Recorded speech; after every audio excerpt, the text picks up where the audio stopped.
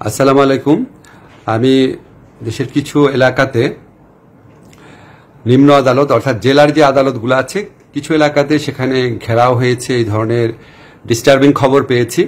তো আমি যারা আন্দোলনকারী ছাত্র জনতা ভাই আছেন তাদের কাছে আমি একটা অনুরোধ করব, কোনো অবস্থাতেই জেলার কোনো আদালতে কোনো ধ্বংসযজ্ঞ বা নাশকতামূলক কাজ করবেন না এবং সেখানে ঘেরাও করারও প্রয়োজন নাই।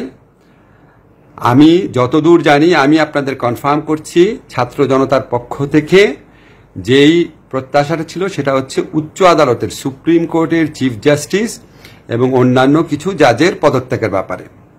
নিম্ন আদালতের ব্যাপারে তাদের কোনো কর্মসূচি নাই এবং এটা ভুল করে বা না জেনে কেউ বলে দিতে পারে, কিন্তু আমি আপনাদের কনফার্ম করছি এই ধরনের কোনো কর্মসূচি অ্যাটলিস্ট আপাতত নাই। আপনারা কোনো অবস্থাতেই নিম্ন আদালতের কোনো রকম ক্ষতি করবেন না। এই সমস্ত এত কিছু এই পরিস্থিতির মধ্যেও তারা কাজ করে তারা আপনাদেরকে সেবা দেওয়ার চেষ্টা করছেন।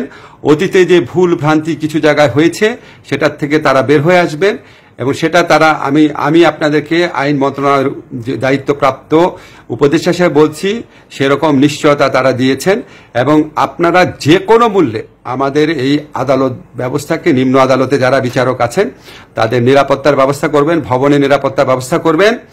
যারা উচ্ছৃঙ্খল জনতা আছে তাদেরকে বুঝিয়ে শান্ত করবেন। আপনারা প্লিজ আমার এই আহ্বান শুনবেন এবং সবাইকে এটা জানাবেন। ধন্যবাদ সবাইকে।